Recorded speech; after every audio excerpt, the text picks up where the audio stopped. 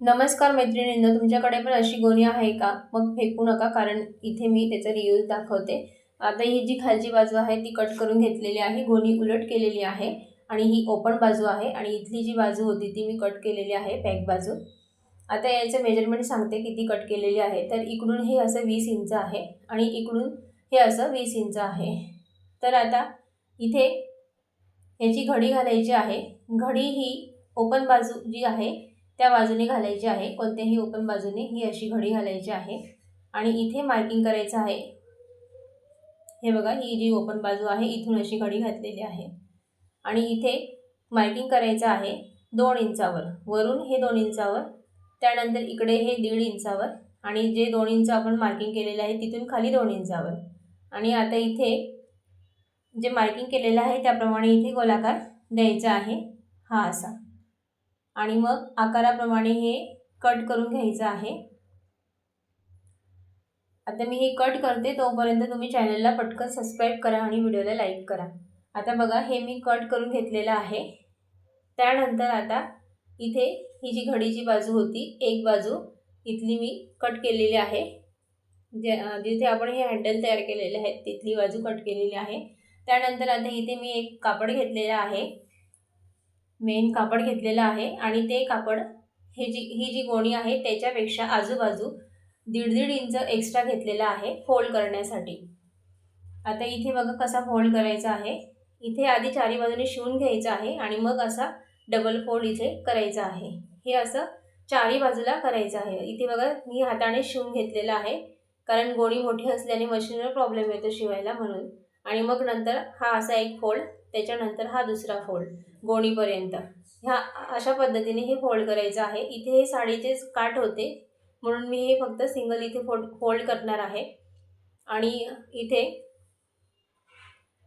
हा असा एक आणि हा दुसरा असा फोल्ड, याप्रमाणे इथे कॉर्नरसुद्धा व्यवस्थित असे फोल्ड करून घ्यायचे आहेत. आणि मग इथे मधला कापड कट करायचा आहे.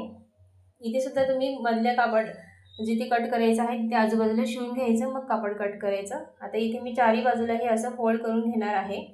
हा असा पहिला फोल्ड, त्याच्यानंतर हा दुसरा गोणीपर्यंतचा हा दुसरा फोल्ड. आणि मग इथे शिलाई घ्यायला सुरुवात करायची आहे. इथून सुरुवात करायची शिलाई घ्यायला आणि हे असं फोल्ड करत जायचं आहे. हे असं फोल्ड केल्यानंतर मग दुसऱ्या बाजूला सुद्धा हे असंच करायचं आहे. आता इथे सुद्धा हे असं करायचं आहे. ह्या पद्धतीने हे चारी बाजूला फोल्ड करून घ्यायचं आहे.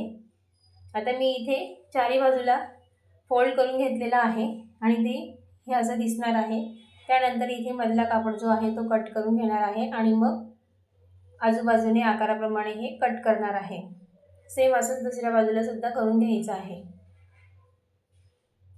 आता इथे मी हे कट केलेलं आहे.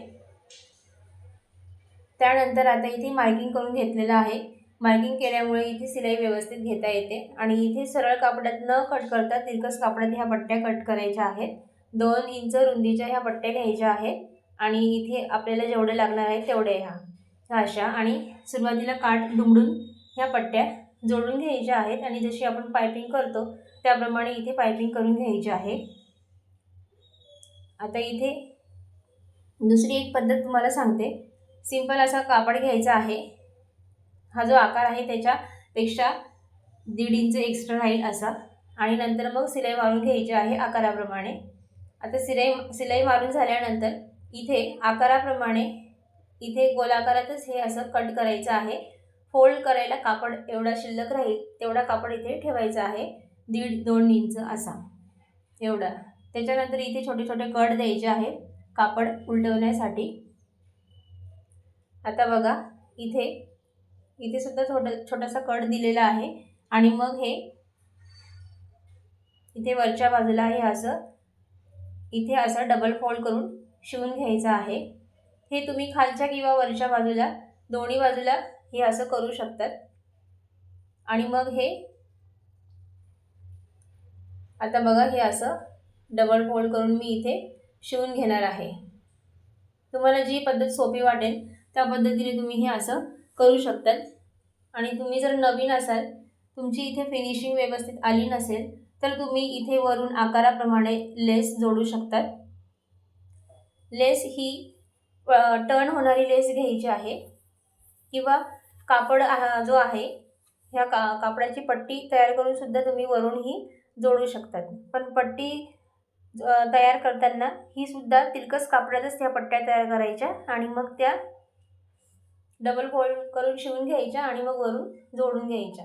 मी तुम्हाला ते नंतर सांगणारच आहे. आता इथे मी हा पूर्ण कापड जो आहे तो फोल्ड करून घेतलेला आहे. दोन्ही बाजूला हे असंच केलेलं आहे. आता बघा, इथे जर तुमची फिनिशिंग व्यवस्थित येत नसेल तर काय करायचं, तिरकस कापडात ह्या पट्ट्या कट करायच्या आहेत 2 इंच रुंदीच्या आणि दोन्ही काठ हे असे एकमेकांवर ठेवून व्यवस्थित ही अशी पट्टी तयार करून घ्यायची आहे. सुरुवातीला शिवून घ्यायची आहे आणि मग इथे ही अशी जोडून घ्यायची आहे. आता हे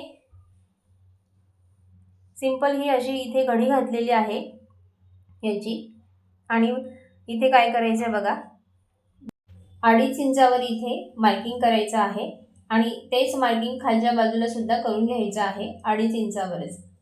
खालच्या आणि वरच्या दोन्ही बाजूला हे 2.5 इंचावर मार्किंग करायचं आहे. सेम हे असंच मार्किंग ह्या दुसऱ्या बाजूला सुद्धा करून घ्यायचं आहे 2.5 इंच मोजून.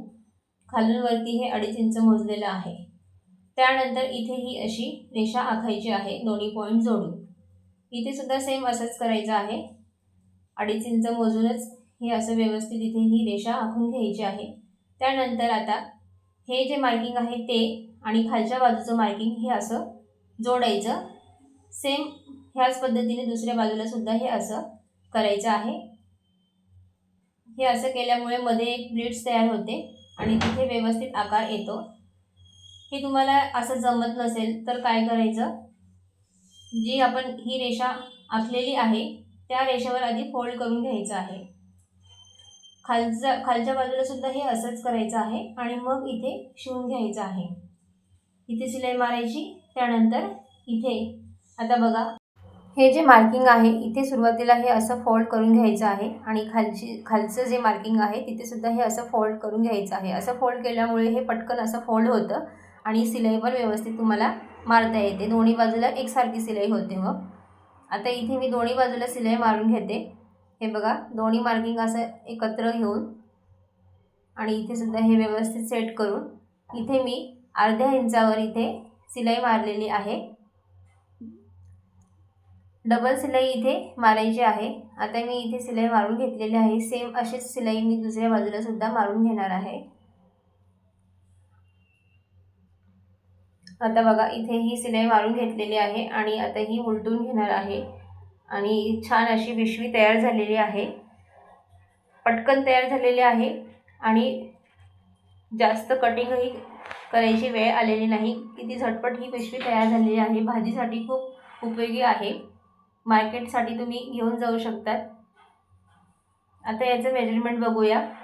हे असं मोजलं 17.5 इंच आणि हे असं मोजलं हे सुद्धा 17.5 इंच येत आहे आणि खालचा बॉटम मोजला तर हा 4.25 इंच 4 इंचच्या आसपास येत आहे.